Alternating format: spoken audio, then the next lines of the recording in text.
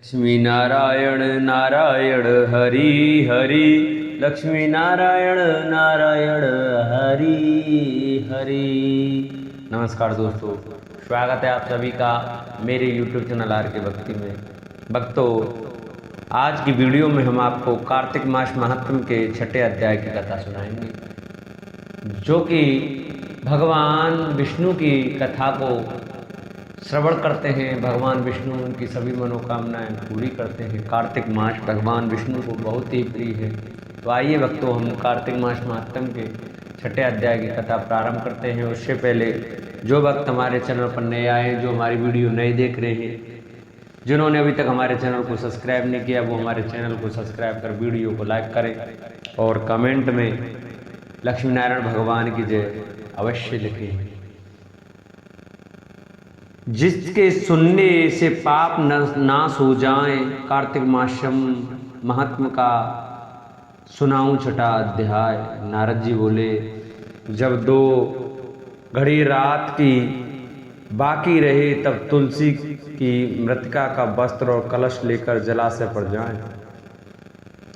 कार्तिक में जहाँ कहीं भी प्रत्येक जलाशय के जल में स्नान करना चाहिए। गर्म जल की अपेक्षा ठंडे जल में स्नान करने से 10 गुना पुण्य होता है। उससे 100 गुना पुण्य बाहरी कुएं के जल में स्नान करने से होता है। उससे अधिक पुण्य बावड़ी और उससे भी अधिक पुण्य पोखर में स्नान करने से होता है। उससे 10 गुना झरनों में और उससे भी अधिक पुण्य कार्तिक में नदी स्नान करने से होता है। उससे भी 10 गुना पुण्य वहाँ होता है जहाँ 2 नदियों का संगम हो और कहीं 3 नदियों का संगम हो, तब तो पुण्य की कोई सीमा ही नहीं रहती। स्नान से पहले भगवान का ध्यान करके स्नानार्थ संकल्प करना चाहिए। फिर तीर्थ में उपस्थित देवताओं को क्रम से अर्घ्य, आचमनीय आदि देना चाहिए। अर्घ्य मंत्र इस प्रकार है। हे कमलनाथ, आपको नमस्कार है। हे जलसाई भगवान, आपको प्रणाम है। हे ऋषिकेश, आपको नमस्कार है। मेरे दिए हुए अर्घ्य को आप ग्रहण करें। बैकुंठ, प्रयाग और बद्री का आश्रम में जहाँ कहीं में भगवान विष्णु गए, वहाँ उन्होंने 3 प्रकार से अपना पांव रखा था। वहाँ पर ऋषि, वेद, यज्ञों सहित सभी देवता मेरी रक्षा करें। हे जनार्दन, हे दामोदर, हे देवेश, आपको प्रसन्न करने हेतु मैं कार्तिक मास में विधि विधान से ब्रह्म मुहूर्त में स्नान कर रहा हूँ। आपकी कृपा से मेरे सभी पापों का नाश हो। हे प्रभु, कार्तिक मास में व्रत तथा विधि पूर्वक स्नान करने वालों में अर्घ्य देता हूँ। आप राधिका सहित ग्रहण करें। हे कृष्ण, हे बलशाली राक्षसों का संहार करने वाले भगवान, हे पापों का नाश करने वाले, कार्तिक मास में प्रतिदिन दिए हुए मेरे इस अर्घ द्वारा कार्तिक स्नान का व्रत करने वाला फल मुझे प्राप्त हो। तत्पश्चात विष्णु, शिव तथा सूर्य का ध्यान करके जल में प्रवेश कर नाभि के बराबर जल में खड़े होकर विधि पूर्वक स्नान करना चाहिए। गृहस्थी को तिल और आंवले का चूर्ण लगाकर तथा विधवा स्त्री व यति को तुलसी की जड़ की मिट्टी लगाकर स्नान करना चाहिए। सप्तमी, अमावस्या, नवमी, त्रयोदशी, द्वितीया, दशमी आदि तिथियों में आंवला तथा तिल से स्नान करना वर्जित है। स्नान करते हुए निम्न शब्दों का उच्चारण करना चाहिए। जिस भक्ति भाव से भगवान ने देवताओं के कार्य के लिए 3 प्रकार का रूप धारण किया था, वही पापों का नाश करने वाले भगवान विष्णु अपनी कृपा से मुझे पवित्र बनाए। जो अग्रुण्य भगवान विष्णु की आज्ञा से कार्तिक व्रत करता है, उसकी इंद्र आदि सभी देवता रक्षा करते हैं। इसलिए वे मुझको पवित्र करें। बीजों, रैश्यों तथा यज्ञों सहित वेदों के मंत्र, कश्यप आदि ऋषि, इंद्र आदि देवता मुझे पवित्र करें। अदिति आदि सभी नारियां, यज्ञ सिद्ध सर्प और समस्त औषधियां व तीनों लोकों के पाड़ मुझे पवित्र करें। इस प्रकार कहकर स्नान करने के बाद मनुष्य को हाथ में पवित्र धारण करके देवता, ऋषि, मनुष्यों तथा पितरों का विधि पूर्वक तर्पण करना चाहिए।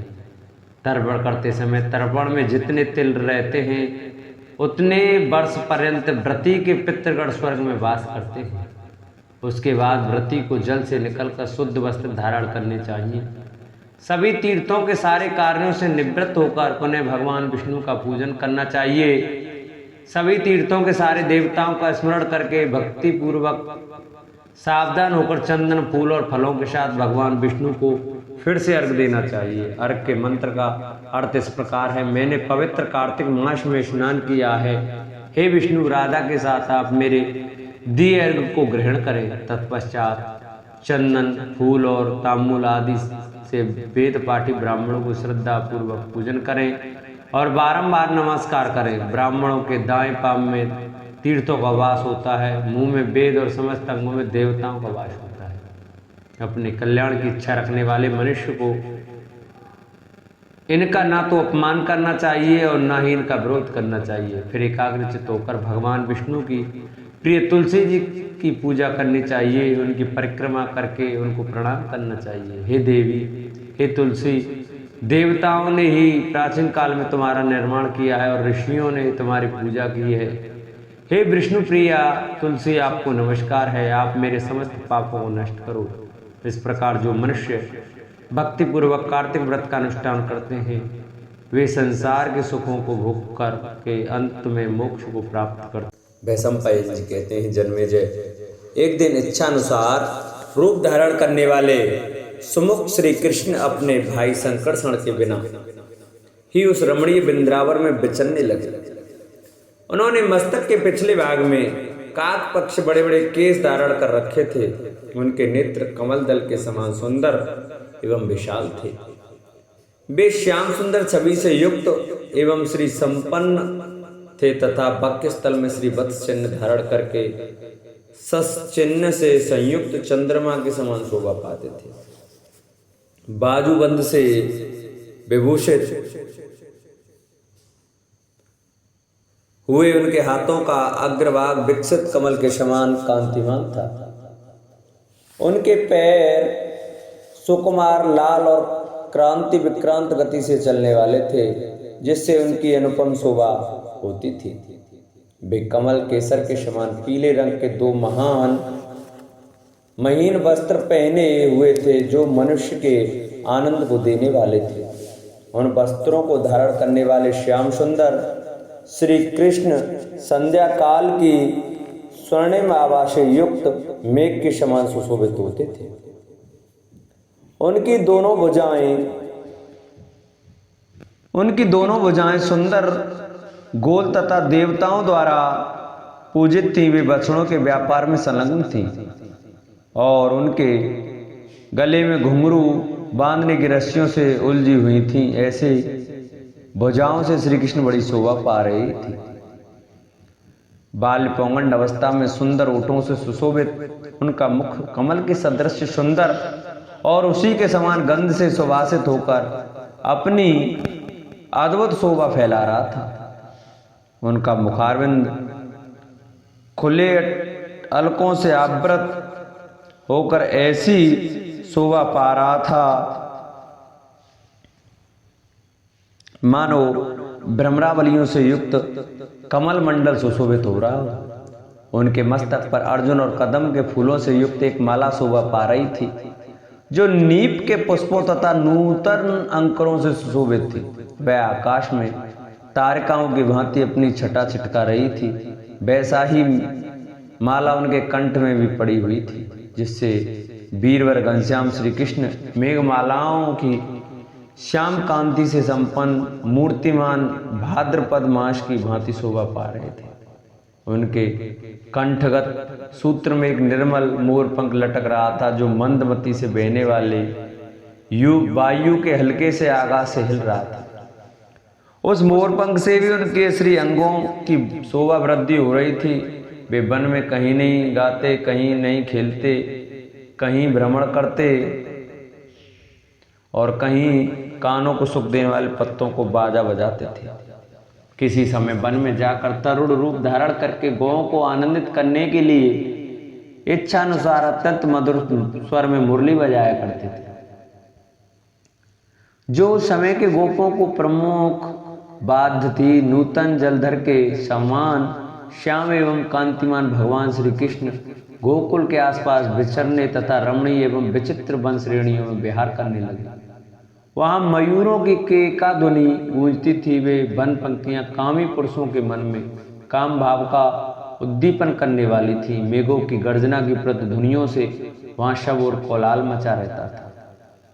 उनके मार्ग घासों से ढक गए थे। जगह जगह उगे हुए छत्राक उनके आभूषण से प्रतीत होते थे। उनमें नए नए पल्लव अंकुरित हो रहे थे तथा वे नूतन जल टपका रही थी। मद जनित वे निश्वास के समान केसरों की नूतन गंध से वन श्रेणियां कमनियों की भांति प्रतिदिन बारंबार उच्छ्वास ले रही थी। वृक्षों के समूहों से निकली हुई नूतन वायु से सेवित हुए श्री कृष्ण उन सोमवन राज्यों में बड़े आनंद का अनुभव करने लगे। एक दिन उस वन में गौओं के साथ भ्रमण करते हुए श्री कृष्ण ने वहां एक वृक्ष को देखा जो बहुत ही ऊंचा और बहुत ही वृक्षों में बड़ा था। अपने पत्तों के संचय से अत्यंत घना प्रतीत होने वाला वह वृक्ष पृथ्वी पर मूर्तिमान मेघ के समान खड़ा था। अपनी ऊंचाई से उसके आकाश के आधे भाग को रोक लिया था और वह पर्वत के समान विस्तृत आकार धारण करता था। नीले एवं चितकबरे रंग वाले बहुत से मोर उस वृक्ष का सेवन करते थे। वह मूंगों के समान लाल लाल घले फलों के द्वारा इंद्रधनुष सहित मेघ के समान जान पड़ता था। उसकी एक एक शाखा विशाल ग्रह के समान प्रतीत होती थी। लताओं और फूलों से वह अच्छी तरह अलंकृत था। उसकी विशाल जड़ें बहुत दूर तक फैली थीं। वह अपने ऊपर वायु और मेघ को धारण करता था। ऐसा जान पड़ता था कि वह वृक्ष उस प्रदेश के दूसरे सभी वृक्षों का आधिपत्य सा कर रहा है। उसके कर्म बड़े शुभ थे। वह वर्षा और धूप का निवारण करता था। वह बरगद का वृक्ष था और वह पर्वत शिखर के समान प्रतीत होता था। उसका नाम था भांडीर वन। उसे देखकर भगवान ने वहीं निवास करने का विचार किया। निष्पाप जन्मेजय उस वट के नीचे समान अवस्था वाले वत्स पालक मित्रों के साथ श्री कृष्ण दिन भर बड़े सुख से रहे। पहले अपने धाम में रहते हुए उन्हें जैसे सुख का अनुभव होता था वैसा ही वहां भी हुआ। वहां खेलते हुए भांडीर वासी श्री कृष्ण को उस समय बहुत से ग्वालवाल जंगली खिलौने देखकर प्रसन्न करने की चेष्टा करते थे। दूसरे ग्वालवाल मन ही मन प्रसन्न हो अनेक प्रकार के गीत गाते थे। अन्य गोप बालक जिन्हें श्री कृष्ण की मधुर क्रीड़ा बहुत ही प्रिय थी अथवा जो श्री कृष्ण विषयक अनुराग को ही अपनी प्रिय वस्तु मानते थे, वे श्री कृष्ण की यशोगान करने लगे। उन ग्वाल वालों के गाते समय भगवान श्री कृष्ण पत्तों के बनाए हुए बाघों के बीच में मुरली, तुम्बी, तबूरा तथा बीन बजाते थे। गाय बैलों के समान विशाल नेत्रों वाले श्री कृष्ण किसी समय अपने गौओं को चराते हुए ही यमुना जी के तट पर जा पहुंचे, जहां का प्रत्येक वृक्ष लताओं से अलंकृत था, जो अपनी चंचल तरंग रूपी कुटिल कटाक्षों से कुछ वक्र दिखाई देती थी, जिसके जल का स्पर्श करके सुखदायिनी हवा चल रही थी तथा जिसमें कमल और उत्पल खिले हुए थे। उस यमुना नदी को श्री कृष्ण ने देखा। उसमें उतरने के लिए उत्तम मार्ग थे। उसका जल स्वादिष्ट था। उसके भीतर कई कुंड थे तथा वह बड़े वेग से प्रवाहित हो रही थी। जल और वायु के द्वारा प्रकट हुए वेग से उसने किनारे के वृक्षों को झुका दिया था। हंसों कारंडवों के उद्घोष तथा सारसों के कलनाद से वहां सदा कोलाहल होता रहता था। अपने जोड़ों के साथ विचरने वाले चक्रवाक आदि पक्षी परस्पर मैथुन में प्रवृत्त हो यमुना तट का सेवन करते थे। जल में उत्पन्न होने वाले प्राणी मत्स्य आदि यमुना जी में भरे हुए थे। वे जल जनित शीतलता आदि गुणों से विभूषित थीं। जल में होने वाले कमल आदि पुष्प उनमें विचित्र शोभा का आधान करते थे तथा जल जनित सेवार आदि के कारण उनका जल हरा दिखाई देता था। फैले हुए स्रोत ही उनके चरण थे। दोनों तट नितंब मंडली की शोभा धारण करते थे। उठती हुई भंवरें उनकी गंभीर नाभि थी। वे कमल रूपी रोमबली से अनुरंजित थीं। तट के निकट जो प्रवाह की कृस्ता थी उसकी उनका सूक्ष्म उदर अथवा कृश कटिभाग थी। वे अपनी मनोहर कांति से कमनी प्रतीत होती थी। वे तरंगमयी त्रिवली धारण करती थीं, फैन ही उनका अर्शोत्फुल्ल मुख था। वे सदा प्रसन्न स्वच्छ रहती थीं और हंस भी उनके हाथ थे। सुंदर लाल कमल के समान लाल लाल ओष्ठों की झांकी कराते थे। जल का नीचे की ओर जाता हुआ प्रवाह ही उनकी झुकी हुई भौहें थीं। नील कमल ही उनके नेत्र थे। जल का कुंड ही उनका विस्तृत ललाट प्रांत था तथा सेवार ही उनके सुंदर केश थे। उनकी कांति बड़ी ही कमनीय थी। चकवा चकई के जोड़े उनके मानो युगल उरोज थे। उनका विस्तृत मुख दोनों तटों पर फैला हुआ था। लंबे स्त्रोत ही उनकी विशाल भुजाओं के समान थे। दोनों तटों की पूर्णता ही उनके विस्तृत कान थे। वे कारंडवों के कुंडल पहने हुए थीं। उनके नील कमल रूपी लोचन अनुपम शोभा से संपन्न थे। तट पर उत्पन्न हुए वृक्ष आदि ही उनके आवरण थे। मछलियों की पंक्ति उनकी उज्जवल मेखला करघनी सी प्रतीत होती थी। उनके जल का फैला हुआ पाट ही पाटंबर का काम देता था। सारसों की मीठी बोली ही उनके नुपुरों की मधुर ध्वनि थी। वे काश पुंज हंस एवं स्वर्ण के समान सुंदर स्वच्छ जल में वस्त्र धारण करती थी। भयंकर नाके उनके अंगों से लगे हुए चंदन से प्रतीत होते थे। वे कच्छप रूपी लक्षणों हाथ पैरों की रेखाओं से विभूषित थी। पशुओं के पानी पीने के घाट पर आए हुए स्वापद हिंसक जंतु उनके शीश फूल थे। मनुष्य आदि प्राणी उनके पयोधर जलपूर्ण स्तन का पान करते थे। यमुना जी के जल को हिंसक जंतुओं ने पीकर झूठा कर दिया था और उनके दोनों तट विभिन्न आश्रमों से भरे हुए थे। ऐसी समुद्र की पटरानी यमुना जी की शोभा निहारते और बढ़ते हुए श्री कृष्ण अपनी मनोहर गति से वहां चारों ओर विचर रहे थे।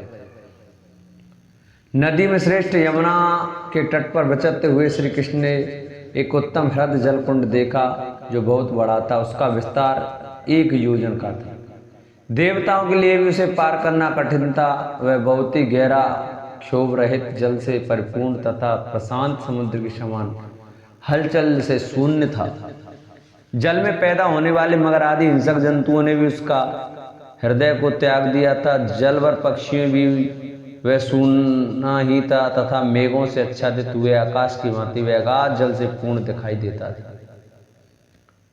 उसके तटों पर बड़े बड़े बिल थे जिसमें सर्प रहते थे। उनके कारण उस कुंड तक पहुंचना बहुत ही कष्टदायक था। सर्पों की विषरूपी आरणी से उत्पन्न हुई आग के धूम से सारा कुंड व्याप्त रहता था। वह पशुओं के उपभोग के आने के योग्य नहीं रह गया था।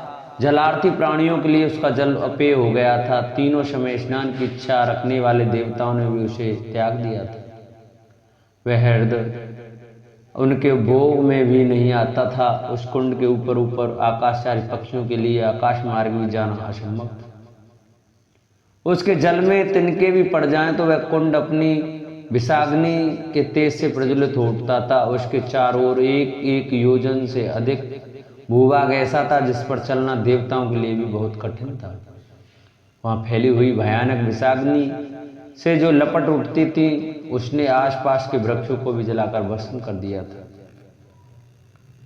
वज्र के उत्तर भाग में केवल 1 कोश की भूमि ऐसी रह गई थी जो उसकी विषाग्नि के प्रभाव से बची रहने के कारण रोग शोक से रहित थी। उस विशाल एवं अगाध कुंड को जो अपने तेज से दीप्तिमान था उसको देखकर श्री कृष्ण ने मन ही मन सोचा, किस महान प्राणी का यह कुंड है। इस हृदय में काली अजन राशि के समान काला तथा अत्यंत दारुण व साक्षात नागराज काली निवास करता है, जो पूर्व काल में मेरी जानकारी में ही सर्प भोजी पक्षराज गरुड़ के वैसे समुद्र का निवास छोड़कर यहाँ आ गया था। उसी ने सारी समुद्रा गामिनी यमुना को विष से दूषित किया है। उस नागराज के वैसे ही कोई प्राणी इस देश का सेवन नहीं करता, इसलिए बड़ी बड़ी घासों से भरा हुआ यह वन भयानक हो गया है। बरों एवं वृक्षों सहित यह घोर वन नाना प्रकार की लताओं तथा पादपों से परिपूर्ण है तथा सर्पराज काली के विश्वासी मंत्र इस भूभाग की रक्षा करते हैं। यह वन आकाश की भांति अवलंब शून्य हो गया है। विष मिश्रित अन्न के समान इसका स्पर्श भी दुखदायक है। कालिए के उन विश्वसनीय सचिवों द्वारा यह सदा सब ओर से सुरक्षित है। जैसे हृदय के दोनों तट पर शिवार कमल और छोटी छोटी लताओं से भरे हुए वृक्षों से सुशोभित होते हैं। मुझे यहाँ तक पहुँचने के लिए मार्ग बनाना होगा। इसी दृष्टि से मुझे इस नागराज का दमन करना है, जिससे जल देने वाली ये नदी कल्याणकारी जल का आश्रय हो सके।